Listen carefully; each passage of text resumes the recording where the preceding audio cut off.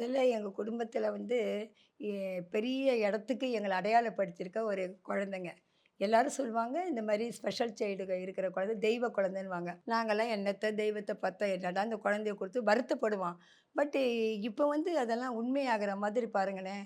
எந்த அளவுக்கு வந்து நாங்க ரீச் ஆயிருக்கோம். எங்களுக்கு இந்த சோசியல் மீடியாலாம் தெரியாதும்மா. நெறைய பேரு என்ன ஏதுன்னு பேசிக்குவாங்களே தவிர எனக்கு தெரியும். நான் அந்த காலத்து லேடி. இந்த காலத்து லேடிக்கெல்லாம் எல்லாம் பிள்ளைங்களுக்கு சின்ன குழந்தைக்கு கூட எல்லாம் தெரியுது. இந்த அம்மா வந்து அவங்க அம்மா வீட்ல இருக்கும்போது டிசபிலிட்டின்னு தெரிஞ்சது. 6½ வயசுக்கு எடுத்துட்டு வந்தேன்.